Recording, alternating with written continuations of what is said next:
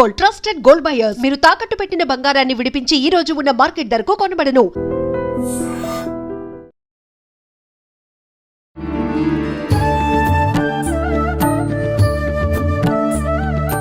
నమస్కారం, welcome to I dream. ధర్మ మార్గం విత్ విజిత కార్యక్రమానికి స్వాగతం. ప్రస్తుతం మనతో పాటు ఉన్నారు గీతా విజన్ ఫౌండర్ స్వామి స్థిత ప్రజ్ఞానంద సరస్వతి గారు.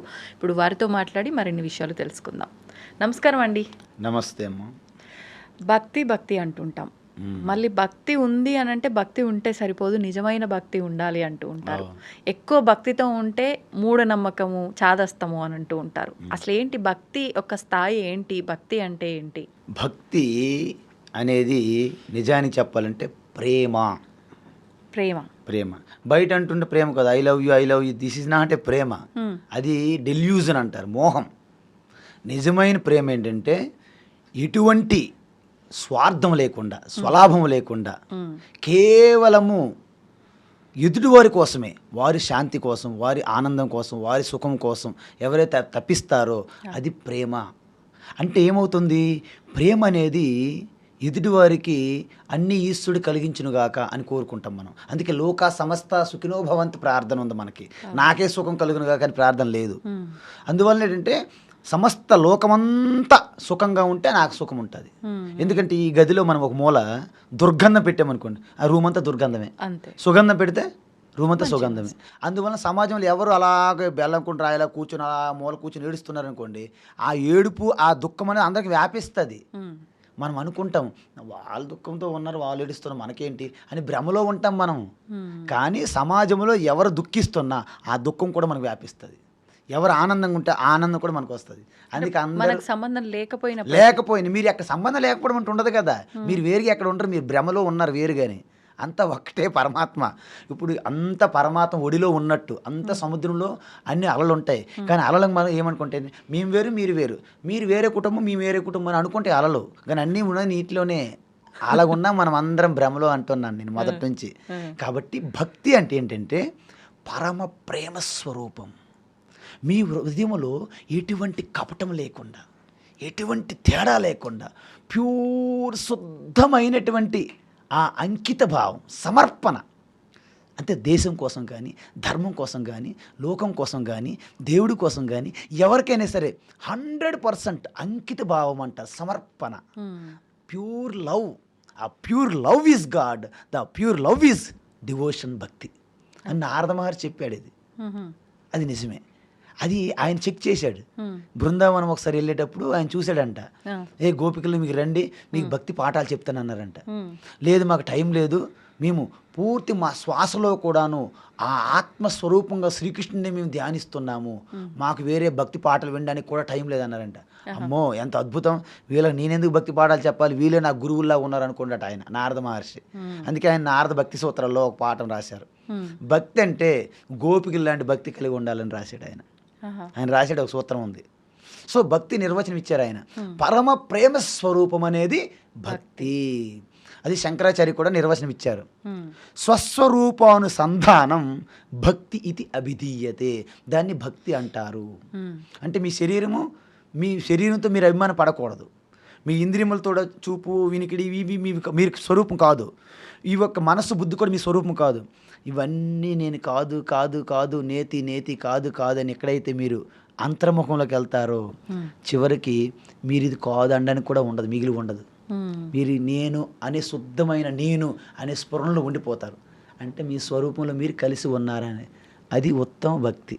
ఇప్పుడు భక్తికి మూఢనమ్మకానికి తేడా ఏంటి? ఎస్, భక్తికి మూఢనమ్మకానికి తేడా ఏంటంటే ఆ మనస్సు ఆ స్వరూపంలో కలవడానికి ఇష్టపడదు. ఆ స్వరూపం ఎందుకంటే ఏ అయస్కాంత సమక్షంలో ఇనుము కదులుతోంది, ఆ ఇనుము అయస్కాంతాన్ని ఒప్పుకోవట్లేదు.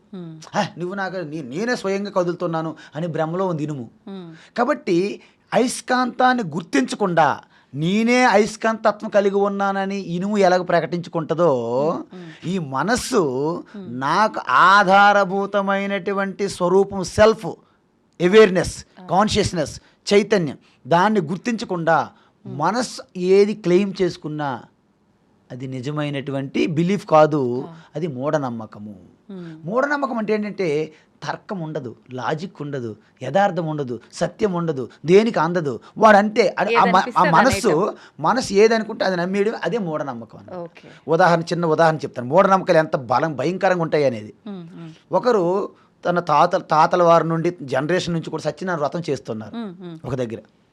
చేస్తుంటే ఆ వ్రతం చేసినప్పుడు ఆ ఇంట్లో ఒక పిల్లి ఉంది, అరుస్తూ డిస్టర్బ్ చేస్తుంది అనమాట. వ్రతం చేయనివ్వట్లే. అరే దీన్ని తీసుకుని ఒక మూగిడి ఉంటుంది కదా, పెద్ద జంగిడి ఉంటుంది కదా, జంగిడి లోపల పెట్టి మూసేశారు దానికి, ఆ పిల్లికి. తర్వాత వ్రతం చేశారు. సో పెద్దలు అయిపోయారు, వాళ్ళ పిల్లలు అమెరికాలో ఎక్కడ సెటిల్ అయ్యారు. కొన్ని సంవత్సరాలు అయిన తర్వాత మా నాన్న మా తాత వాళ్ళు సత్యనారాయణ వ్రతం చేసేవాళ్ళు, ఇప్పుడు మనము చెయ్యాలి అని భార్యలు చెప్తారు, సలహా ఇస్తారు. నిజమైన భార్య ఎప్పుడు సలహా ఇస్తుంది, వాడు అలాగే పాటించరు కాబట్టి. సో వాడికి కూడా డౌట్ వచ్చి సరే మనము చేద్దామని సెలవు పెట్టుకుని ఇండియా వచ్చారు, గోదావరిలాగా దివిసీమ కోనసీమలాగా. సో అక్కడ సత్యనారాయణ వ్రతం స్టార్ట్ చేస్తే ఒకడు అన్నారు, మన ఇంట్లో ఎప్పుడు సత్యనారాయణ వ్రతం చేసినా పిల్లికి జంగిడిలో పెట్టి మూత పెట్టాలి, మూత పెడితేనే వ్రతం చేయాలి అన్నాడు ఒకడు. ఎందుకు? అంతకుముందు చూశారు. అది అసలైన మూఢనమ్మకానికి నిదర్శనం అనమాట. సో మూఢనమ్మకం అంటే ఏంటంటే దానికి లాజిక్ ఉండదు, జస్ట్ చూశాడు పాటించడమే. పరమానంద శిష్యుల్లాగా. పరమానంద శిష్యుడు ఏమంటే, నాయన నేను పడుకుంటాను బండి మీద, మీరు ఏమైనా పడిపోతే చూడండి అన్నాడట. అయితే అలా చూస్తున్నారు, పడిపోయింది ఒక కమండలం, చూశాడు స్పష్టంగా కమండలం పడిపోయింది. ఓకే, బండి వెళ్ళిపోయింది. సగ దూరం వెళ్ళిన తర్వాత గురువు గారు అడిగారు, ఏం కమండలం ఏది, పడిపోతే మీరు చూడమని మీరు చూసామన్నారు. ఇలాగ ఉంటారు మరి. అంటే ఉన్నది ఉన్నట్టుగా మాట్లాడడం అయితే బుద్ధి వాడరు. బుద్ధి ఎవరైతే వాడరో, మనసుతో ఎలాగ అనిపిస్తే అలాంటి భావంతో పరుగులు తీస్తారో వాళ్ళు మూఢనమ్మకాలకే తావు తీస్తారు. అది బుద్ధి వాడరు కదమ్మా. బుద్ధి వాడితేనే అది నిజమా కాదు. ఒకడు అన్నాడంట, ఎద్దు ఇప్పుడు ఈనింది, కట్లని తాడు తీసుకురా అన్నాడంట. ఆ రామారావు అని ఒక అతను వెళ్ళిపోయాడు మార్కెట్కి తాడు కోసం. ఎద్దు ఏంటం ఏంటనేప్పుడు ఆలోచించట్లేదు, ఎద్దు ఇంతదా మరి, అదే మరి ఆ గాబర్లో ఉన్నాం మనం. ఎర్రగడ్డ సంతకి వెళ్ళిపోయాడు తాడు తేడండి, ఎద్దు ఈనిందని కట్టాలి కదా మరి. అంటే బుద్ధి వాడకపోతే మీరు ఏది చేసినా మూఢనమ్మకం అవుతుంది. బుద్ధి మనకి ఒక గొప్ప బ్రహ్మాస్త్రం అనమాట. ఆ బుద్ధి మీరు వాడితేనే వివేకవంతులు. అందుకే చూడండి, మీరు ఇప్పుడే ఈశ్వర స్వరూపమని మీరు అనుభూతి చెందగలరు. మాకు ఎవరు చెప్పక్కర్లే, మాటలు కూడా రావు, మాటలు పడిపోతాయి, మౌనంలోకి వెళ్ళిపోతారు. ఎలా తెలుసా? నిజానికి ఏకాగ్రత కలిగి ఉండాలి మీరు. అంటే ఒక దాని మీద దృష్టి పెట్టారంటే వేరే పట్టించుకోకూడదు. దేనిపైన దృష్టి దేని మీద పెట్టండి. ఇప్పుడు మనము ఇంటర్వ్యూ జరుగుతుంది సపోజ్, ఇంటర్వ్యూ మీద దృష్టి ఉండాలి. ఫోన్ అది ఎవరి మెసేజ్లు వస్తున్నాయా, ఎవరి ఫోన్ నెక్స్ట్ ప్రోగ్రామ్స్ ఏంటి, ఈ దృష్టి ఉంటుంది జనరల్గా. అది ఉండకూడదు. అంటే ఏ కార్యక్రమం మీరు స్టార్ట్ చేశారో, ఏ యాక్టివిటీ స్టార్ట్ చేశారో, ఏ టాస్క్ మీకు ఇచ్చారో దాని మీద 100% ఫోకస్ పెట్టడమే ఏకాగ్రత. ఆ ఏకాగ్రత మీకు ఉందనుకోండి, ఉంటే మీకు సమర్పణ 100% సమర్పణ, ఎటువంటి సంశయం లేదు, డౌట్ లేదు. ఈ రెండు కలిగితే మీకు రాని విద్య అంటూ లేదు. బ్రహ్మ విద్య అది నా స్వరూపం అని ఇలా సింపుల్గా అంటారు మీరు. అంటే లౌకిక విద్యలో క్షణాల్లో పట్టేస్తారు. ఏ విద్య అని ఏ కలియుగంలో మీరు అన్నంత సాధ్యం అంటారా? అంటే ఇప్పుడు భక్తి మార్గమైన ఏదైనా మీరు చెప్పిన యుగాలనేవి ఉండవమ్మా. యుగాలనేవి ఒక కల్పన. ఏంటి కల్పన అంటే మనిషిలో ఉన్నటువంటి పర్ఫార్మెన్స్ బట్టి యుగ ధర్మం అని మనం చెప్తాం. మీలో నిజంగా తపస్సు చేసే శక్తి మీలో ఉందనుకోండి, తపస్సు చేసి నాకు వేరే మేము వద్దు, ఇవన్నీ కూడా తృణప్రాయం, గడ్డి పరక వలె నాకు అనిపిస్తున్నాయి, క్షణికము, ఈ సంబంధాలన్నీ తాత్కాలికము. నువ్వు మన ఇద్దరం ఒకటే ప్రాణము, ఇద్దరు ప్రాణచేతులము, భార్యాభర్త ప్రాణచేతులము, ఒకే కంచంలో తింటారు, ఒకే మంచంలో పడుకుంటారు, ఏదైనా తేడా వస్తే ఫినిష్ చేసేస్తారు. ఇవన్నీ బూటకాలు. ఇవన్నీ చూస్తున్న సమాజంలో ప్రతిరోజు మనం. కాబట్టి రక్త సంబంధం, blood is thicker than water, ఇవన్నీ చెప్పడానికి డైలాగ్ బాగుంటాయి. రక్త సంబంధమే తొందరగా మారిపోతారు, ఎందుకంటే బ్లడ్ తొందరగా మారుతుంది కదా మనకి. కాబట్టి ఇలాంటి సంబంధాలు పెట్టుకోకర్లేదు, ఇవేవి ఉండవు మీకు. మీ అందరికీ తెలుసు, పెద్ద పెద్దవాళ్ళు ముఖ్యమంత్రి ప్రధానమంత్రి అయ్యే స్థాయిలోనే కుటుంబ సభ్యులు ఆ డబ్బుల కోసం, ఆదాయం ధనం కోసం కోర్టులో వెళ్ళి మర్డర్లు చేసుకుంటున్నారు. మీకు చూడట్లేదు ఈ మధ్య. కాబట్టి ఇవన్నీ చెప్పడానికి బాగుంటాయి, నిజం కాదు.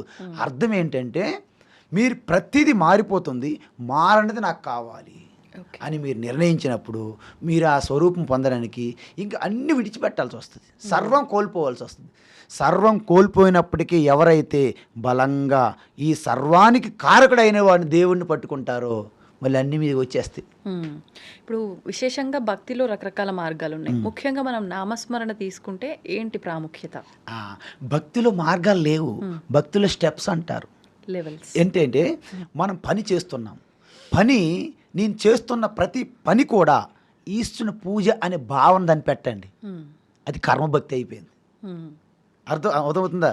సపోజ్ ఈశ్వరుడు అనేవాడు ఒక నామం ఇస్తారు. ఎందుకు ఇస్తారు? మీలో ఈ యొక్క నిస్వార్థంగా సర్వీస్ చేస్తారనుకోండి, సర్వీస్ చేస్తున్నప్పుడు మీలో ప్యూరిటీ ఉంటుంది. మనిషికి పవిత్రత ప్యూరిటీ లేకపోతే వాళ్ళు ఏమీ సాధించలేరు.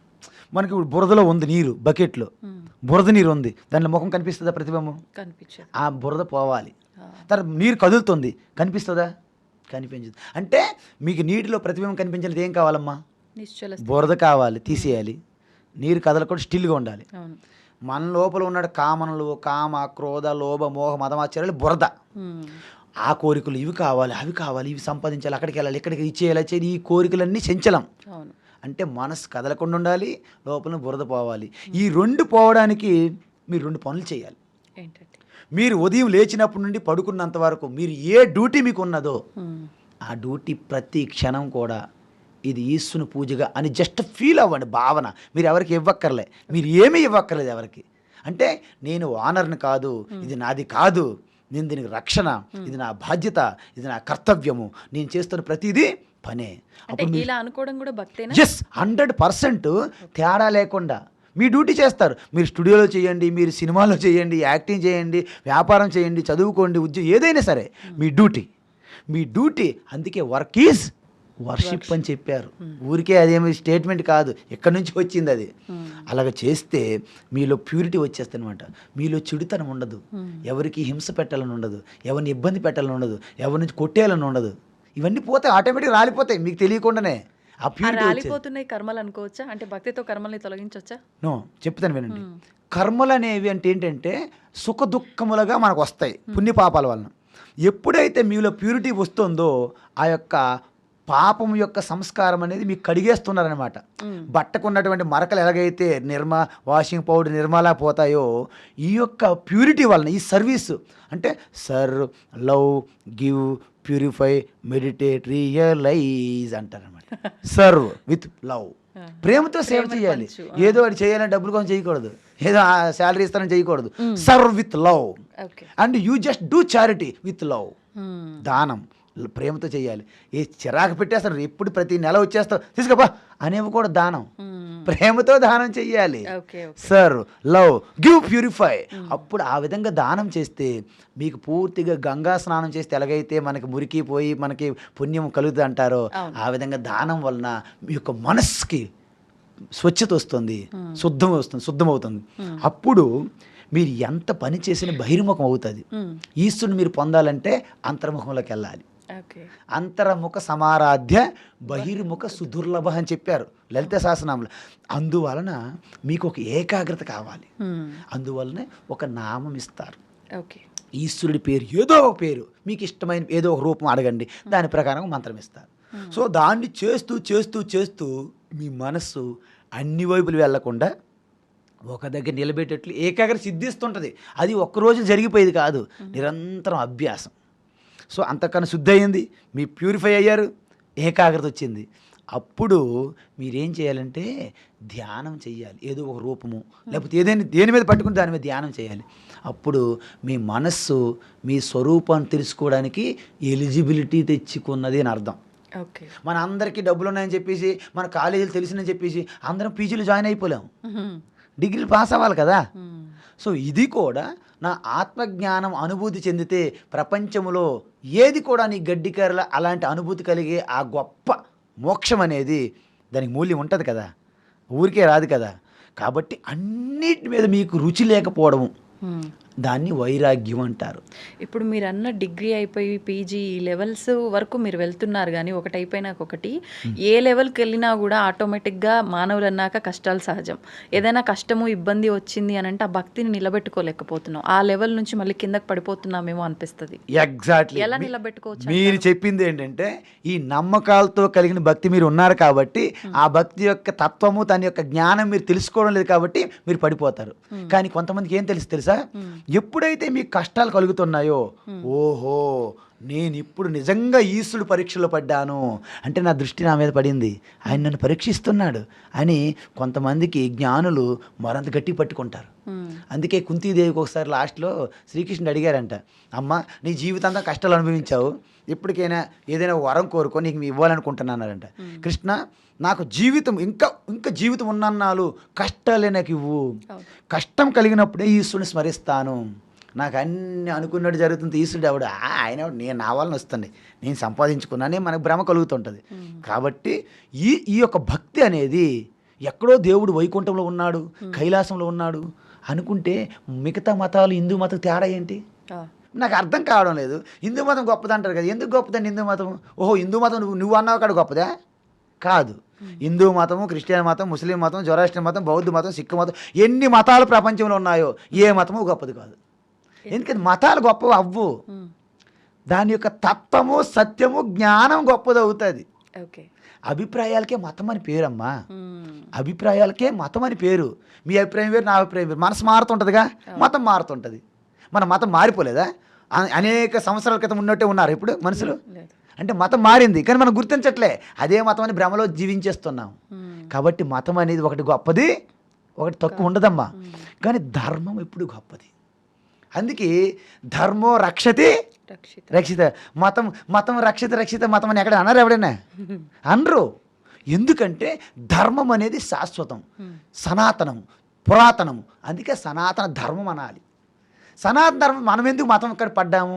ఇతర మతాలతో పోటీ పడలేక వాళ్ళు వచ్చి డిస్టర్బ్ చేస్తున్నారు, అరే మన వాళ్ళందరూ పోతున్నారు అని ఈ అభద్రత భావంతో మనం కూడా మతమే అని హిందూ మతం పడ్డారు చాలామంది. నిజానికి మతం మంది సృష్టి అంతా సనాతన ధర్మమే. కాబట్టి ఎవరైనా సరే నాకు ఆధారము, నాకు వ్యక్తుల మీద నేను ఆధారపడను, నేను ఈశ్వరుడి మీద ఆధారపడతాను ఎంత దృఢంగా పెట్టుకుంటారో వారికి ఉన్న శ్రద్ధ బట్టి ఈశ్వరు అనుగ్రహం ఉంటుంది వాళ్ళకి. శ్రద్ధ అనేది బయటికి మీకు కనిపిస్తారు. అలాగా నేను ఉపవాసాలు చేస్తున్నాను, నేను టెంపుల్కి వెళ్తున్నాను, తీర్థయాత్రలు చేస్తున్నాను, ఇవన్నీ బయట చేస్తారు కానీ కోరికలతో చేస్తారు, స్వార్థంతో చేస్తారు. అందుకే వాళ్ళకి నిజమైన ప్రతిఫలం రావట్లేదు. ఎవ్వరికి కూడా ఈ భక్తికి తగినటువంటి ప్రతిఫలం కనిపించట్లేదు. ఎందుకంటే నీ భక్తిలో లోటు ఉంది, లోపం ఉంది. కౌను కహతే హే భక్తి మే శక్తి నహి, కౌన్ కహతే హే భక్తి మే శక్తి నహి. ఎవరు చెప్తున్నారండి భక్తిలో శక్తి లేదని?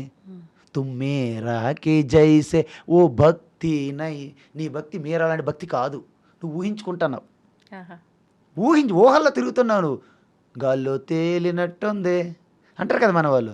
ఈ ఊహాలోకంలో జీవించేస్తున్నాం కానీ నీ భక్తిలో నిజమైనటువంటి సత్తా లేదు.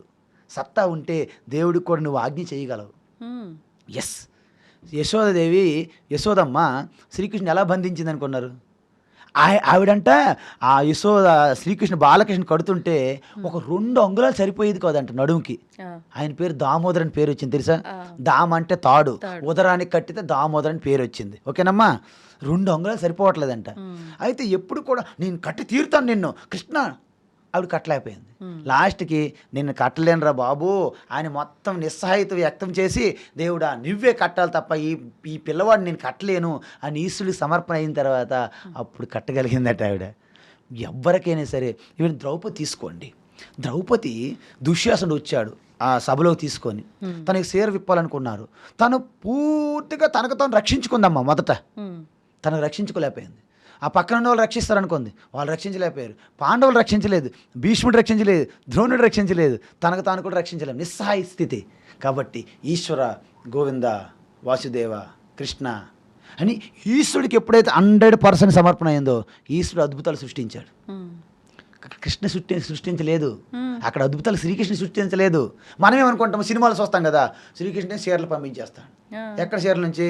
చందన బ్రదర్స్ నుంచి ఒక చీరలు కట్ట, ఏమున్నాయి కదా ఆర్ఎస్ బ్రదర్సు, నల్లి సిల్క్స్, ఇక్కడ నుంచి చీరలు రావు. వెంకటగిరి మంగళగిరి చీరలు రావు. ఏంటంటే ఎప్పుడైతే మీరు దేవుడు కోసం, అంటే అంత సృష్టి స్థితి లయ అంత నడిపేది పరమాత్మ దేవుడు అని మీరు అనుకుంటే ఈ ప్రకృతి అంతా కూడా మీకు అనుకూలంగా మారిపోద్ది. ఇప్పుడు ఈ విధిరాత, బ్రహ్మరాత, తలరాత ఇవన్నీ ఏం లేవా మరి? ఉన్నాయి. ఎలా ఉంటాయంటే ఈ విధిరాతి ఎంతవరకు పనిచేస్తుందంటే వ్యావహారికంగా నీ యొక్క ప్రయత్నం చేసుకున్నంత వరకు పనిచేస్తాయి. ఎప్పుడైతే నీ ప్రయత్నం దాటించి అంటే కాలములో ఉన్నంత వరకు కాలం శక్తివంతమైంది. ఓకే. కాలానికి స్వామి అయిన ఈశ్వరుని పట్టుకుని అనుకోండి, కాలం కూడా మీకు ఏం చేయలేదు. అంటే మనం ఉన్న స్థితిని అప్పుడు బట్టే ప్రతిదీ. ఎగ్జాక్ట్లీ అప్పుడు మీకు బ్రహ్మరాతలు, విధిరాతలు, ప్రారంధాలు కూడా మీరు అధిగమించే సమయం ఒకటి చెప్తాను నేను. ఒక వ్యక్తి ఉన్నాడు, ఆయనేమో ఒక జ్యోతిషుడి దగ్గరికి వెళ్ళాడు. అంటే జన్మకొండలు తెలుసు కదమ్మా, పుట్టిన నక్షత్రము, సమయము, స్థలము, పేరు ఉంటాయి కదా, పలాయన సమయంలో పలాయన తేదీ ఉంటాయి, పలాయన జన్మస్థలం పట్టుకుని వెళ్ళాడు. ఆయన చూశాడు ఆ జ్యోతిష్కుడు, ఓ మై గాడ్ ఈవేళ ఏం చనిపోయినట్టు ఉన్నాడు. ఆయనకి అర్థమైపోయింది. ఇప్పుడు మీరు వచ్చారు నా దగ్గరికి ఎంతో ప్రేమతో భక్తితో నమస్కారం పెట్టుకొని, గురువుగారు స్వామీజీ ఏదో నా జీవితం ఎలాగుంటే చెప్పండి అన్నారు. నేను చూశాను నీ జన్మకొండలి, ఈ ఈవినింగ్ ఈవిడ చనిపోయినట్టు ఉన్నారు అని నీ ముఖం చెప్పగలనా? అమ్మ ఈవినింగ్ నువ్వు చనిపోతావు అంటే ఏమవుతావు? అలాగ అక్కడే ఇప్పుడు చనిపోయినట్టు ఉండవు, లేకపోతే ఈవినింగ్ వరకు ఉండవేమో భయం నాకు. అవునా కాదా? అలా చెప్పరు కదమ్మా, డైరెక్ట్ చెప్తారా? కాబట్టి ఆయన కూడా ఆ వ్యక్తికి, నాయన నువ్వు రేపురా, నేను ఇప్పుడు వేరే పని ఉంది అని చెప్పలేదు. వెళ్ళాడు, రిటర్న్ వెళ్ళాడు ఇంటికి. వెళ్ళే మధ్య మార్గంలో పెద్ద బోరును వర్షంలో తన ఇంటికి వెళ్ళలేక ఒక మార్గ మధ్యలో ఆగాడు. అక్కడ శివాలయం పాడుబడిపోయి ఉంది. శివలింగం మీద అంత చెత్త చెదార్థము పెట్టెలు రెట్టేసి ఉన్నాయన్నమాట. ఆ గోడలు కూడా కూలిపోయినట్టు ఉన్నాయి. ఒక గోడ దగ్గర అలాగ దాక్కున్నాడు. వర్షం అలాగ తగ్గుముఖం పట్టింది. ఈ లోపు ఏమైందంటమ్మా, ఆ శివలింగం చూసి ఎంత ఎంత అపచారం జరిగింది, ఈ యొక్క శివునికి ఎవరు ఆదరించట్లేదే, నాకు కనుక కొంచెం స్తోమత ఉంటే ఈ ఆలయం బాగు చేసి శివలింగం పునఃప్రతిష్ఠ చేస్తాను, అదే నమశివాయని ఆ మనసులో అలాగ చింతన చేస్తున్నాడు అనమాట. అప్పుడు కొంత సమయానికి వర్షం తగ్గుముఖం పట్టింది. ఈలోగా ఒక పెద్ద పాము ఆ చిదిలమైన గోడ మీద నుండి బుస్ అని శబ్దం వచ్చింది. వెంటనే ఇలా చూసారు పాము, అయ్యో పాము అని బయటికి వెళ్ళి వచ్చాడు. అక్కడ నుండి ఆయన ఎక్కడైతే నిల్చొని ఉండే అక్కడే పెద్ద గోడ కూలిపోయింది. ఆ తర్వాత ఇంటికి వెళ్ళాడు, భార్యకి చెప్పాడు ఇలా జరిగింది, ఇలా జరిగింది. ఓకే, మరుసటి రోజు మళ్ళీ జ్యోతిషం తెలుసుకోవాలి కదా ఏం జరుగుతుందని. ఆయన వస్తున్నాడు, ఈ జ్యోతిషుడు ఆయన చూసి అయ్యో దెయ్యం వచ్చేస్తుంది, భూతం వచ్చేస్తుందని భయపడుతున్నాడు. ఎందుకు నిన్న చనిపోవాలి కదా జ్యోతిషం ప్రకారం, కానీ బ్రతికున్నాడంటే ఊరుకుంటారా? ఇప్పుడు ఆ అబ్బాయి ఉన్నాడు, నేనే ఉన్నాను పని, మీరెందుకు, నేను ఈవేళ చనిపోవాలి ఈ నైట్కి, రేపు మళ్ళీ వస్తే మీకు ఏమనిపిస్తుంది? మీ స్వామి చూస్తుంటే భూతం వస్తుంది అనిపిస్తుందా లేదు మీకు? అందువలన అడిగాడు, అయ్యగారు నేను రమ్మన్నారు కదా, నేను వచ్చాను, మీరు ఎందుకు అలా కన్ఫ్యూజ్ అవుతారంటే, లేదు నాయన నీ జాతకం ప్రకారం నిన్న రాత్రి ఈవినింగ్ నువ్వు చనిపోవాలి కదా, మరి ఎలా బ్రతికావు, ఏం జరిగింది స్టోరీ చెప్పానడంట. అప్పుడు జరిగిందంతా చెప్పాడనమాట. అంటే మీకు ఏమర్థమైందంటే, కాలంలో మనం ఉన్నంత వరకు యమధర్మరాజు యొక్క ఆజ్ఞలను ఉంటాం, ఆయన ఆధీనంలో ఉంటాం. కానీ యమధర్మరాజు కూడా ఒక ప్రభు ఉంటాడు కదమ్మా. యముడికి మొగుడు ఏదో అంటారు కదా, యముడు ఉంటాడు కదమ్మా. ఆ యముడికి మీరు పట్టారనుకోండి, యముడు కూడా మీకు ఏం చేయలేని అర్థం. మీకు అర్థమవుతుంది? సపోజ్ ఇప్పుడు హైదరాబాద్ మనం ఉన్నాం, ఒక కార్పొరేటర్ మనకి ఇబ్బంది పెడుతున్నాడు, ఉదాహరణకి కార్పొరేట్తో పడలేకపోతాం ఇబ్బంది, ఆయనతో ప్రాబ్లం మనకి. ఆయన కార్పొరేటర్ ఏమంటే పొలిటీషియన్ కదా. సపోజ్ మీకు ఒక ముఖ్యమంత్రో మినిస్టరో మీ బంధువు అయ్యాడు అనుకోండి, కార్పొరేటర్ మీరు భయపడతారా? ఇది సేమ్ పరిస్థితి. యముడు అనేవాడు మనకు భయం. ఇప్పుడు అయ్యో యమధర్మరాజు, మృత్యువు, చనిపోతాను. మృత్యువు ఒకడు ఉన్నాడు కదా, ఎవరు? మహాకాలుడు ఉన్నాడు కదా, మహాకాళేశ్వరుడు, కాలానికే కాలుడు. సో మహాకాలుడిని కనుక మీరు పట్టుకుంటే, ఏ అమ్మ ఈ మనవాళ్ళ వదిలే అంటారు. మీరు ఇప్పుడు ఎక్కడో ట్రాఫిక్ పోలేదు, అక్కడ ఇరిగిపోయారు, మీరు ఒక ఎస్పీ ఎవరు ఉంటారు కమిషనర్ తాలూకా, ఒక్కోసారి వదిలేస్తారు, కమిషనర్ తాలూకా వదిలేవా అంటారు. అదే కానిస్టేబుల్ తాలూకా వదులుతారా? అందువలన మనం గమనించాలి, ప్రారబ్ధం అనేది ఉన్నదమ్మా, కానీ ప్రారబ్ధాన్ని జయించగలిగేటట్లుగా మీకు ధైర్యం రావాలి. అసలు ప్రారబ్ధం అంటే ఏంటో తెలుసుకోవాలి. జ్ఞానంతో మీరు అన్నీ కూడా ఓడిస్తారనమాట. అంటే భక్తికి జ్ఞానంకి సంబంధం ఉందా? ఇప్పుడు వచ్చారు అసలు పాయింట్. ఇది నేను చెప్పాలనుకుంటా మొదటి నుంచి. భక్తి దానికి 5 మెట్లు ఉన్నాయమ్మా. మొట్టమొదటిసారిగా మనం ఏది చేస్తున్నా మన కోరికలు తీర్చుకొని చేస్తాం. నేను ఎన్ని చెప్పినా మీరు వినరు. ఇప్పుడు సపోజ్ అమ్మ నిస్వార్థంగా అంత సేవ చెయ్యి, సేవతో ఏ పని చేసిన ఈశ్వరుని ధ్యానించు, పూజించు, అర్చించు, శ్రవణం కీర్తనం విష్ణు స్మరణం పాదసేవనం అర్చనం వందనం దాస్యం సఖ్యమాత్మ నివేదనం. మన ఆత్మ పూర్తిగా సమర్పణ చేయడం ఉత్తమ భక్తి. 9వ స్టెప్ అది. మనం మొదట ఉన్నాం మనము. అర్థమవుతుందా? సో కాబట్టి పత్రం పుష్పం ఫలం తోయం యోమే భక్త్యా ప్రయచ్చతి అంటే మీకు ఉన్న స్థాయిలో మీ స్తోమత బట్టి మీ ఎక్కడ ఏమి కలుగుతుంది. సపోజ్ ఆవు వెళ్తుంది, దానికి గడ్డి పెట్టడమే భక్తి. ఎవరికైనా బెగ్గర వచ్చాడు, ఆడి నీరు భోజనం పెట్టడమే భక్తి. అన్నీ భక్తి కింద వస్తాయి. అంటే మీ హృదయంలో ప్రేమ కరుణ నిండిపోతే మీరు చేయగలుగుతారు. మీరు కఠోరమైన హృదయంతో మీరు చెయ్యలేరు. ఎప్పుడు బిజినెస్గా ఎక్స్పెక్ట్ చేస్తారు, నాకేమిటి అంటే చూసారు ఏదో సినిమాలు అంటారు నాకేమిటి అంటారు. అలాగని ఆహనా పెళ్ళి అంటే ఏదో సినిమాలు నాకేంటి. సో ఈ విధంగా ఈ నాకేమిటి అని బిజినెస్గా ఆలోచించే వాళ్ళు చెయ్యలేరు భక్తి. ఊరికే డంబము దర్పము మొత్తం ఇక ప్రకటిస్తారన్నమాట. దేశ రాష్ట్రం అంతా ఓ పెద్ద రాజశ్యామల యాగం చేస్తాడు, ముఖ్యమంత్రి అయిపోతాడు. ముఖ్యమంత్రి కోసం చేశాడు, భక్తి కాదు, గుర్తుపెట్టుకోండి. కాబట్టి ఈ భక్తి ఆరంభం ఏంటంటే మనం ఏది సంపాదించుకున్నా ఈశ్వరుడికి ఒక మొక్కి మనం వాడుకుంటాం, అది ఆరంభ భక్తి. తర్వాత రెండో స్టెప్ ఏంటంటే మనం చేసేటప్పుడే ఈశ్వరుడి సహాయం తీసుకొని కృష్ణ వాసుదేవ లేకపోతే శివ అమ్మ తల్లి శ్రీమాత్రి నమః జై బాబా అని ఏదో ఒక పేరు తీసుకోండి. తీసుకొని మీరు చేస్తున్నప్పుడే ఆ ఈశ్వరుని సహాయం తీసుకొని చేయడము, వచ్చిన రిజల్ట్ నీ వల్లనే వచ్చింది ప్రభు అని ప్రసాదం తీసుకుంటే ఇది రెండో స్టెప్ భక్తి. భక్తి స్టెప్పులు చెప్తున్నాను మీకు. రెండో స్టెప్ తరువాత నాకు ఈశ్వరుడు చేసినప్పుడు ఇచ్చినప్పుడే కాకుండా అంత కూడా ఒక స్వామి ఒక శక్తి నడిపిస్తుంది కదా, ఆ ఈశ్వరుడు ఎవరో కాదు, అదే ఈశ్వరుడు శివ అనుకున్నారనుకోండి. సో శివ మీద ఓం నమ శివాయ ఓం నమ శివాయ నామ శివాయ పంచభూతాలు కూడా ఆయనే ఉన్నాడుగా.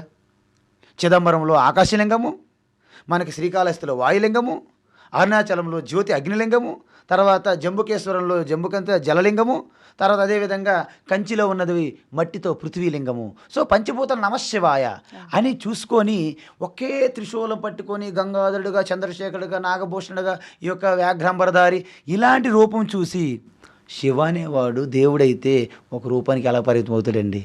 ఇప్పుడు మన అంకులు మన చిన్నాన్న పెదనాన్న హైదరాబాద్ ఉంటేనే మద్రాసులో ఉండట్లేదు, మద్రాసులో ఉంటే ఢిల్లీలో ఉండట్లేదు, ఆయన కూడా ఒక గుడిలో ఉంటే ఎలాగండి.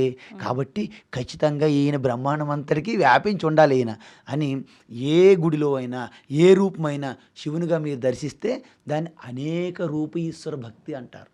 మొదట ఒకే రూపం ఇష్టపడతారు కొంతమంది, విష్ణు భక్తులు శివాలయానికి వెళ్ళరు, వినాయక చవితులు కూడా చెయ్యరు. ఈ నామాలు పెట్టుకుంటే ఈ శంకు చక్రాలు ధరిస్తే వాళ్ళే భక్తులు, వీళ్ళందరికీ అంత భక్తులకి ఎవరికి తెలియదని భ్రమలో ఉంటారు వాళ్ళు. సో ఏకరూప భక్తి నుండి అనేక రూప భక్తిలోకి రావాలి. ఇది 4వ స్టెప్. ఎన్ని స్టెప్పులు చెప్పాను నేను? 4 అయినాయి. లాస్ట్ అమ్మ అసలు దేవుడు అనేవాడు ఏ గుడిలోనే కూలిపోతానేగా, ఏ రూపమైన నశించిపోతుందిగా. దేవుడు అనేవాడు రూపం ఉంటే ఎలాగ దేవుడు అవుతాడు? ఖచ్చితంగా దేవుడికి అనేవాడికి రూపం లేదు. కాబట్టి నీరు ఏ పాత్రలో పోస్తే ఆకారం వస్తుంది కదా, నీటికి ఏ ఆకారం చెప్తారు మీరు? కాబట్టి సకల రూపాల్లో దేవుడు నివసిస్తుండ తప్ప దేవుడికంటూ ప్రత్యేకమైన రూపం లేదు. అన్ని నామంలో దేవుడికి పెడుతున్నాం తప్ప ఆయనకి ప్రత్యేకమైనటువంటి పేరు లేదు. కాబట్టి ఖచ్చితంగా అన్ని మారిపోతున్నా మారనటువంటి ఆ యొక్క స్వరూపమే దేవుడు అవ్వాలి. అంటే ఏదై ఉండొచ్చు అంటే మీ శరీరము, ఈ ప్రపంచము గాఢ నిద్రలో ప్రపంచము లేదు, మీ శరీరము లేదు, ఇంద్రియాలు లేవు, మనసు లేవు, బుద్ధి లేవు, కానీ మీరున్నారా లేదా గాఢ నిద్రలో? ఎలా తెలుస్తుంది? లేచిన తర్వాత తెలుస్తుంది. నేనే మంచిగా పడుకోపోయాను అంటారా, పక్కలు పడుకుపోయారు అంటారా? మీరు అంటారా లేదా? అంటే గాఢ నిద్రలో నేను బాగా సుఖంగా నిద్రపోయానంటే అర్థం ఏంటమ్మా? సుఖంగా నిద్రించిన మీరు ఉన్నారు కదా. అంటే ఏ స్థితిలో నేను లేను అని స్థితి లేదు కాబట్టి, ఏ కాలంలో కూడా నేను ఉండను అనే స్థితి లేదు కాబట్టి అందరిలోనూ సమానంగా, అందరిలోనూ ఉంటుంది, సమానంగా ఉంటుంది, మారకుండా ఉంటుంది. 24 గంటలు నా ఎరుకగా నేను అనే భావన ఎప్పుడు పోదు.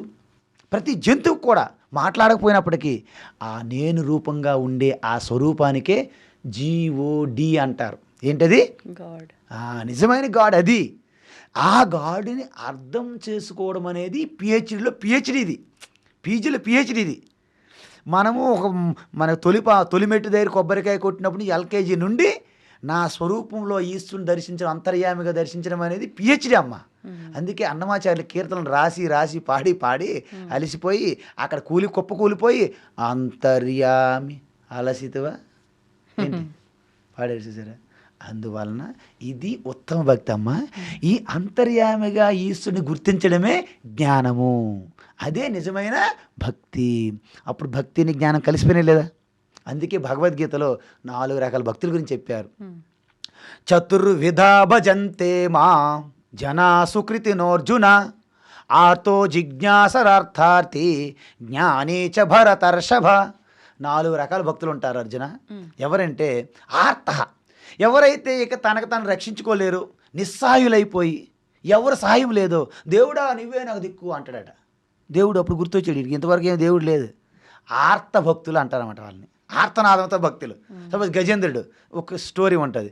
ఆడు రక్షించడానికి ప్రయత్నించి ముసలితోని బయట పడలేక కృష్ణ వాసుదేవ నారాయణ ఏదో అన్నాడు అనమాట. ఆయన రక్షించబడతాడు అలాగా. తర్వాత అర్థార్థి, ఏదైనా ధనం ఆశించి పదవులు ఆశించి భక్తులు వస్తుంటారు అప్పుడప్పుడు. ఎందుకంటే తిరుపతికి వెళ్తే ఆలే ఎక్కువ దొరుకుతారు మీకు, ఈ అధికారాలు ఈ పదవులు ఇవే కావాలి వాళ్ళకి. సో అలాంటి భక్తులు ఉంటారు. ఇంకొకరు ఏంటంటే తెలుసుకోవాలనే ఒక కుతూహలం, జిజ్ఞాస. దేవుడు అంటే ఎవరు, ఆయన గురించి తెలుసుకోవాలి, సత్యం ఏంటి, తత్వం ఏంటి, ఇవన్నీ తెలుసుకోవాలి. జిజ్ఞాస భక్తులు, వాళ్ళకి ఎప్పుడు క్యూరియాసిటీ అనమాట. I want to know something, what is this, what is that, I want to know that, this type of curiosity జిజ్ఞాస భక్తులు అంటారు అనమాట. జ్ఞాని లాస్ట్ భక్త ఏంటంటే, జ్ఞాని అనేవాడికి టెంపుల్ అక్కర్లే, రూపాలు అక్కర్లే, అవుట్ సైడ్ యావత్ సర్వం కూడా నా స్వరూపంలోనే పరమాత్మ ఇక్కడ ఉన్నాడు, సాక్షాత్ నా హృదయం నా గుండె చప్పుడు వెనుకున్నాడు, లబ్ డబ్ సౌండ్ వెనుకున్నాడు. లబ్ అంటే నేను లభ్యమై ఉన్నాను చెప్తున్నది పరమాత్మ, కానీ అది మనకి వినిపించట్లే. డబ్బు వినిపిస్తుంది కదా, రెండో శబ్దం. లబ్ తర్వాత ఏమొస్తుంది, డబ్బు వెనక పరిగెత్తిస్తున్నాం, లబ్ వదిలేస్తున్నాం. అందువల్ల ఆ వెనక ఆ తత్వాన్ని ఈశ్వరుడుగా దర్శించేవాడే జ్ఞాని. ఒక భక్తుడు జ్ఞానిగా మారతాడా, ఒక జ్ఞాని భక్తుడిగా మారతాడా? జ్ఞాని నిజమైన భక్తుడు జ్ఞాని ఒక్కటే, 2 సమానం. నీరన్నా జలమన్నా తోయమన్నా వాటర్ అన్నా ఎలాగైతే ఒకటో, పాని వాటరు నీరు జలము తోయం, ఎన్ని రకాలు ఇవి? 4-5 రకాలు. ఒక్కటే, రకాలు 4, పేర్లు వేరమ్మా, పేర్లు వేరు. మీ పేరు విజిత గారు, ఆవిడేమో యాంకర్, ఆయన ఎవరో వచ్చి యాంకర్ గారు పిలవండి అంటారు. యాంకర్ అని మీరు వెళ్తారా, విజిత అంటే వెళ్తారా? యాంకర్ అనే వెళ్తారు. ఎందుకు వెళ్తాం? యాంకర్ అంటే ఇంకా మిగతా యాంకర్స్ కూడా ఉంటారు. సరే ఇక్కడ ఎవరు యాంకర్ లేరు, మీరు ఒక్కలే ఉన్నారు. యాంకర్ గారు రండి అంటే వెళ్తారా లేదా? నన్నేనా అండి అని కన్ఫర్మ్ చేసుకొని సరే, మీరు మేనేజర్ అనుకుందాం, మీరు మేనేజర్ అన్నే మీరే పలుకుతారు, విజిత గారు అన్నా మీరే పలుకుతారు లేదా? కానీ మీ 2 ఒకటి, మీరే, పేర్లు వేరు. కాబట్టి నీరన్నా మీరు నీరే ఇస్తారు, వాటర్ బాబు అంటే వాటర్ ఇస్తాడు, పానీ అంటే హిందీ కొంచెం తెలిసినప్పుడు పానీ ఇస్తారు, కానీ అన్ని పేర్లు ఒకటే కదా. సో ఈ విధంగానే నేను అందుకే మీకు చెప్పాను, జ్ఞాని కూడా ఈ యొక్క లౌకిక జ్ఞానాలు జ్ఞాని కాదు, స్వరూప జ్ఞాని గురించి మాట్లాడుతున్నాను నేను. ఇప్పుడు ఆత్మజ్ఞానం పొందిన వారికి కూడా భక్తి అవసరం అంటారా? ఆత్మజ్ఞానమేకే భక్తి అంటారని చెప్పాను మీకు నేను.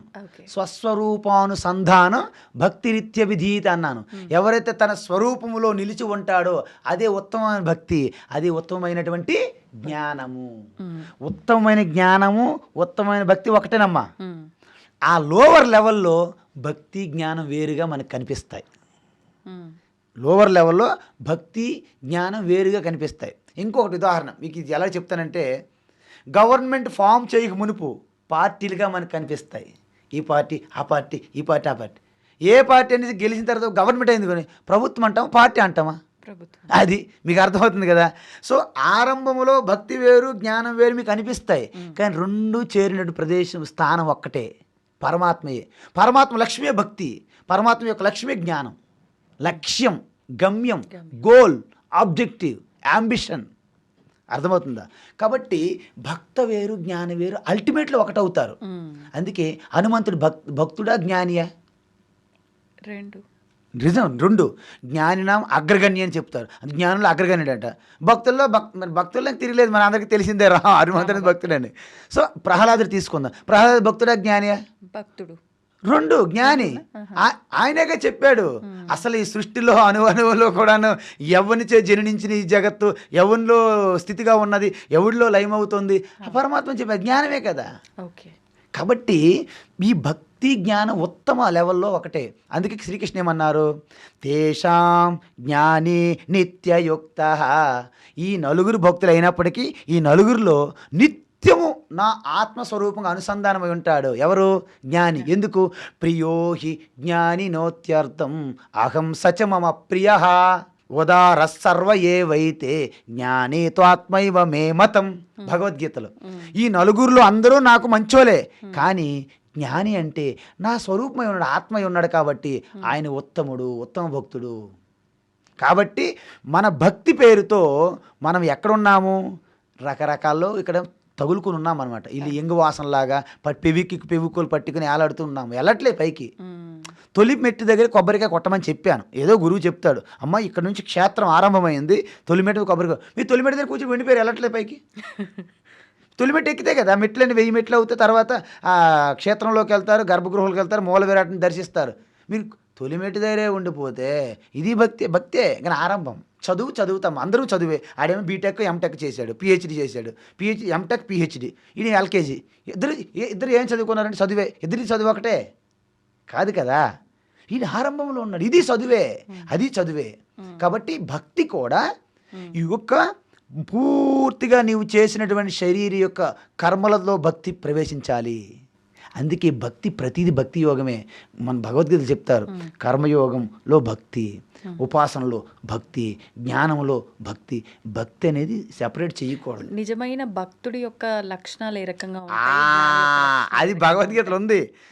అద్వేష్ట సర్వభూతానాం మైత్ర కరుణ ఏవచ నిర్మమో నిరహంకార సుఖ దుఃఖ సమీ. అంటే సుఖములు దుఃఖములు కాకుండా క్షమములు, ఎటువంటి క్షమ సహన గుణం, సకల ప్రాణుల యొక్క ఎటువంటి ద్వేషభావం లేకుండా ప్రేమతో శాంతి కరుణతో ఉంటాడు. ఆయనకి అవమానం జరిగినా ఏమి కోపగించుకోడు, సన్మానం చేసినా ఏమో ఎగిరిపోయి పడిపోడు. మనం ఎలా ఉంటాం సమాజము, డబ్బులుంటే సుబ్బుగాడిని సుబ్బారావు గారు అని పిలుస్తుంటారు అనమాట. ఏ సుబ్బారావు గారిని పిలవండి, ఎందుకంటే డబ్బులు కోట్లాధిపతి. ఇప్పుడు ఆయన సుబ్బుగాడిని పిల్లలు, నాకు డబ్బులు లేవు కదా. అదే సుబ్బారావుని సుబ్బుగాడిని పిలిచాడు ఒకప్పుడు. ఇప్పుడు ఆడికి ఏమో లాటరీ పెళ్ళింది, కౌన్ పనే కరోడుపతి అయ్యాడు. ఏం చేస్తాం, డబ్బులు కావాలి, అప్పు, సుబ్బారావు గారిని పిలవండి అన్నాడట. కాబట్టి ఇదంతా మనం ఈ సమాజం అలా ఉంటుంది. కానీ నిజమైన భక్తులు ఏంటి, ఆడికి సన్మానమైన అవమానమైన, మీరు తిట్టిన పొగిడిన, ఆయనకి లాభమైన నష్టమైన, సుఖం కలిగిన దుఃఖం కలిగిన ఎప్పుడు సమత్వ బుద్ధి కలిగి ఉంటాడనమాట. ఎవరిని హింసించడనమాట. కనీసం నడుస్తున్నప్పుడు కూడా మెల్లగా నడుస్తాడనమాట. ఏ ప్రాణులకి ఎక్కడ హాని కలిగిపోద్దో, హింస జరిగిపోద్దో, సకల ప్రాణుల యొక్క ఆ యొక్క మాతృత్వంతో కూడిన ప్రేమ కలుగుతుంది మనిషికి. అందరిలో కూడా శాంతి, ఆనందము, సుఖము, భద్రత కల్పించాలనే ఆ తపనతో ఉండేవాడు నిజమైన భక్తుల లక్షణాలు చెప్పారు గీతలో, భగవద్గీతలు చెప్పారు ఇవన్నీ. ఇప్పుడు కొంతమంది పుస్తక పఠనం ద్వారా జ్ఞానం తెచ్చుకుంటారు, కొంతమంది అనుభవం ద్వారా జ్ఞానం తెచ్చుకుంటూ ఉంటారు. ఈ రెండిటి అంటే ఈ రెండు వాటికి సంబంధించిన వ్యక్తుల మధ్య డిఫరెన్స్ ఏంటి, ఎవరు బెటర్ అంటారు? అనుభవాల ద్వారా వచ్చిన జ్ఞానాలు 2 రకాలు ఉన్నాయి. ఈ లౌకిక అనుభవాల జ్ఞానం వేరు. మీ వంట వచ్చారు, వంట ఇవాళ వండాము, ఇవాళ కొంచెం తేడా వచ్చింది, రేపు కొంచెం సెట్ చేసాము, రేపు అనుభవం కలిగింది, రేపు మంచి వంట వండారు. ఆ అనుభవం వచ్చిన జ్ఞానం కూడా అది వంట జ్ఞానమే. అలా జ్ఞానాలు కాదు. మీ యొక్క ఆత్మ జ్ఞానంలో 2 విధాలు ఉంటాయి. అంటే కేవలం శాస్త్రాలు, వాక్యాలు, మంత్రాలు, శ్లోకాలు, పద్యాలు, అవధానాలు, శతావధానము, సహస్రావధానము, ప్రవచనాలు, అవి చేస్తారు కదా. ఆ కేవలం పుస్తక జ్ఞానం అనేది సరిపోదు. దాన్ని పరోక్ష జ్ఞానం అంటారు. పరోక్ష జ్ఞానం అది నా బ్రెయిన్ సెల్స్లో బాగా నింపి ఉన్నాను, మీ దగ్గర వాగేస్తుంటాను అనమాట. అంటే ఒక టీ కప్పులో పంచదార వేసాము, కానీ టీ మాత్రము చప్పగా ఉంది. అడుగు భాగంలో పంచదార ఉంది, టీలో కరగలేదు, అది చప్పగా ఉంది. కాబట్టి ఈ పుస్తకాల జ్ఞానం అంతా ఇక్కడ పెట్టించుకుంటాడు. ఆడి జరిగినటువంటి సుఖ దుఃఖాల్లో మాత్రం ఊగుతూ తూగుతూ కింద మీద పడుతూనే ఉంటాడు. గొడవలు ఉంటాయి, అహంకారం ఉంటుంది, కోపం ఉంటుంది, అన్నీ ఉంటాయి. జ్ఞానం కూడా ఉంటుంది వాటితో పాటు. అది అంత ఉపయోగం కాదు. అందుకే ఆత్మజ్ఞానం, మోక్షం పొంది ఋషులు, యోగులు ఎంతోమంది శాస్త్రజ్ఞానం కూడా చదువుకోలేదు. మీకు తెలుసో లేదు, రమణ మహర్షి ఏ శాస్త్రము చదువుకోలేదు. రామకృష్ణ పరమహంస పెద్దగా శాస్త్రాలు చదువుకోలేదు. శారదాదేవి, ఆనందమయ మాతాజీ, వీళ్ళందరూ కూడా, నిసర్గదత్త మహారాజు. అంటే అర్థం ఏంటమ్మా, మిగతా లౌకిక విద్యలన్నీ మీరు చదవాలి, కానీ మీ స్వరూపు గురించి చదవాల్సిన అవసరం లేదు. కానీ దానికి గురువు ఒక మార్గదర్శనం చేస్తే దాని ద్వారా పట్టుకోవాలి. కాబట్టి అనుభవ జ్ఞానం అనేది గొప్పది పుస్తక జ్ఞానం కంటే. కానీ పుస్తక జ్ఞానం అనేది పరోక్ష జ్ఞానము, దాన్ని అపరోక్ష జ్ఞానంగా మార్చుకోవాలి. మీకు అర్థమవుతుంది కదా. అందువలన గురువులు కూడా 2 రకాలు ఉంటారు. చాలా రకాల గురువులు ఉంటారు, కానీ ముఖ్యంగా 3 రకాలు చెప్తున్నా. ఒక గురువు ఏంటంటే కేవలం శ్రోత్రియ గురువు, అంటే శాస్త్రాలు బాగా వల్లిస్తాడు, కానీ ఆయనతో వాటికి సంబంధం లేదు. ఆయన వేదిక మీద ఉన్నటువంటి సన్మానాలు అన్ని బంగారు కడియాలు అన్నీ వేసుకుంటాడు, కానీ ఇంటిలో మాత్రము ఆయన యథావిధిగానే ఉంటాడు. ఆయన కేవలం శాస్త్ర జ్ఞానమే తెలుసు తప్ప ఆయన బ్రహ్మనిష్ఠుడు కాదు. అంటే ఆత్మనిష్ఠులు ఇప్పుడు ఉండడని అర్థం. ఇంకో గురువు ఉంటాడు, కేవలం ఆత్మనిష్ఠలో ఉంటాడు, ఆయనకి ఇంకేం వంట పట్టవు. నీ శాస్త్రాలు, నీ గురువులు, నీ సమాజము, సంసారం అంతా కూడా ఆయన నుండి జారిపోయింది. ఆత్మనిష్ఠలో ఉంటాడు. అలాగే రమణ మహర్షిలాగా ఆయన బ్రహ్మనిష్ఠ గురువు అంటారు. ఆయన ఏమంటారు? బ్రహ్మనిష్ఠ గురువు అంటారు. ఇంకో గురువు ఉంటాడు, శాస్త్రాలన్నీ స్పష్టంగా అలా ఔపాసన పట్టి వాటితో జీవించి ఉంచేవాడు ఉంటాడు. ఆ గురువుని ఉత్తమ గురువు అంటారు. శ్రోత్రియ బ్రహ్మనిష్ఠ గురువు అంటారు ఉపనిషత్తుల్లో. అలాంటి గురువు. అందువలన ఈ గురువుల్లో కాబట్టి మీరు అంటున్నట్టు కేవలం పుస్తక జ్ఞానం అనేది మస్తకములు పెట్టుకుంటే సరిపోదు, అది మీలో కణకణము జీర్ణమై ఉండాలి. ఎలాగైతే పంచదార ఎలాగైతే అన్ని మూలలు ఆ టీ అంతా కలిసితే ఎలాగైతే స్వీట్గా ఉంటుందో, మీరు కూడా స్వీట్ అయిపోతారనమాట. అప్పుడు ప్రపంచానికి మీరు ఆనందాన్ని వెదజల్లుతుంటారనమాట. ఎలాగైతే వసంతం వస్తే ఎలాగైతే మొత్తం పువ్వులు, ఆ చిగుళ్ళు, ఆకులు ఎలాగైతే వికసిస్తాయో, ప్రకాశిస్తాయో, చెట్లు కొమ్మలతో ఆనందభరితమైనటువంటి వాతావరణం ఉంటుందో, ఆ విధంగా వసంతవత్ చరంతి మహాత్మనః అంటారు. అంటే మహాత్ములు వసంత ఋతువు వలె అందరికి కూడా ఆనందాన్ని పంచిపెడతారన్నమాట. అందుకే అన్ని వదిలేసి నానా కష్టాలు పడి మహాత్ముల దగ్గరికి వస్తుంటారు జనం. ఋషికేశ, హరిద్వార్ అటువైపు జనం మీ నాటలు వచ్చి అక్కడ అనేకమైన సాధు బండారాలు చేస్తుంటారు. అంటే భక్తిలో ఇన్ని లెవెల్స్ ఉన్నాయి. ఈ రకంగా ఉంటే భక్తి జ్ఞానికి భక్తికి సంబంధం ఉంది. ఉత్తమమైన భక్తిలో జ్ఞానము భక్తి రెండు కలిసిపోతాయి. యమునా నది భక్తికి ఒక ప్రతిరూపంగా ఉదాహరణగా మీరు తీసుకుంటే, గంగా నది జ్ఞానానికి ప్రతీకగా తీసుకుంటే, ఈ రెండు సముద్రంలో ఎలాగైతే కలిసిపోతాయో, సముద్రంలో కలిసిన తర్వాత నేను గంగా, నువ్వు యమున అనుకోవు, రెండు నీరు అయిపోయి సముద్రం నీరు ఎలాగైపోతాయో, పరమాత్మ స్వరూపం ఆత్మ జ్ఞానంలో, ఆ స్ఫురణలో భక్తి జ్ఞానం ఒకటవుతాయి. అప్పుడు చిదానంద రూప శివ నేనే, భక్తి అయిన జ్ఞానం రెండు ఒక్కటే. అప్పుడు ఏంటంటే హనుమంతుడు, తర్వాత ప్రహ్లాదుడు, వీళ్ళందరూ, నారద మహర్షి, వీళ్ళందరూ కూడా భక్తులు మరియు జ్ఞానులు. ఏంటి? భక్తులు మరియు జ్ఞానులు. కాబట్టి ఆరంభంలోనే మనకి తేడాగా కనిపిస్తుంది. అందువలన మీకు శారీరకంగా మీరు ఎక్కువ ప్రభావితమై ఉన్నారా, ఎమోషనల్గా ఉన్నారా, ఇంటలెక్చువల్గా ఉన్నారా చెప్తారన్నమాట గురువులు. మీరు ఎమోషనల్గా ఉన్నారనుకోండి, మీకు మంత్రం ఇచ్చి జపం చేసి ఎక్కువగా భక్తి మార్గంలో చూపెడతారు. అదే మీరు ఇంటలెక్చువల్గా ఉన్నారనుకోండి, మీకు శాస్త్రం ఎక్కువ బోధిస్తారనమాట. ఈ రెండు మళ్ళీ చివరికి వెళ్ళిన తర్వాత ఒకటే అవుతాయి. రామకృష్ణ పరమహంసలు రెండూ చూస్తారు. భక్తిలో పరాకాష్ట, జ్ఞానంలో కూడా అంతే. వివేకానంద స్వామి అంతే, ఆయన కూడా భక్తి తర్వాత జ్ఞానం. నిజమైనటువంటి ఎవరైనా సాధకుడు, ఋషి, యోగి, సాధువు, సన్యాసి, మహాత్ముడు ఎవరైనా భక్తి లేని జ్ఞానం వేస్ట్. జ్ఞానం లేని భక్తి మూర్ఖత్వం అయిపోతుంది. జ్ఞానం లేని భక్తి మూర్ఖత్వం. భక్తి లేని జ్ఞానము అసంపూర్ణం. అసంపూర్ణం. కాబట్టి భక్తి లేనిది ఏది సాధ్యం కాదమ్మా. భక్తి లేకపోతే నువ్వు సేవ చేయలేవు, భక్తి లేకపోతే నువ్వు కర్మయోగం చేయలేవు, భక్తి లేకపోతే ఉపాసన చేయలేవు, భక్తి లేకపోతే జపం చేయలేవు, భక్తి లేకపోతే అసలు జ్ఞానం తెలుసుకోలేవు, భక్తి లేకపోతే గురువుకి అసలు శ్రద్ధగా అసలు స్వీకరించలేవు. అసలు భక్తి అనేది తల్లి లాంటిది, అన్నిటికీ ప్లాట్ఫామ్. సో భక్తి కలిగి ఉండాలి, తద్వారా జ్ఞానం తెలుసుకుంటేనే బాగుంటుంది. లేకపోతే మూర్ఖ భక్తి అవుతుంది. ఏమవుతుంది? చెప్పులు వేసుకోడు, మూర్ఖంగా ఉంటాడు, జ్ఞానము లేదు, ఏమి లేదు, వైరాగి విరక్తిగా ఉంటారు, కానీ మూర్ఖత్వంతో ఉంటారు. ఎందుకు? జ్ఞానం లేదు కాబట్టి జ్ఞానము భక్తి రెండు సమపాలు తీసుకెళ్తూ రెండు ఒక దగ్గర కలిసిపోతాయి. ఏ స్థితిలో రెండు కలిసిపోయో అప్పుడు మీరు స్థితికి చేరుకున్నారని అర్థం. అదే పరమపదం, అదే పరమస్థితి, అది మీ స్వరూపం, అదే దేవుడు, అదే సర్వం. అప్పుడు ప్రతి రూపంలో కూడా ఈశ్వరుని దర్శిస్తారు. మీ దృష్టి మారిపోయింది. మీరు మారలే, సమాజం అలాగే ఉంది, మీ దృష్టి మారిపోయింది. ఇంతకుముందు ఇప్పటికి. ఇంతకుముందు అసలు నిజం చెప్పాలంటే ఈ యొక్క మైక్ కూడా ఈశ్వరుడే. మీరు నమ్ముతారా? నమ్మరు. ఆ మైక్ కాదంతా వసిపెట్టేస్తారు. మైకులో ఈశ్వరుడు ప్రకటన కావట్లేదు, దీంట్లో చైతన్యంగా ప్రకటన అవుతుంది, అంతే తేడా.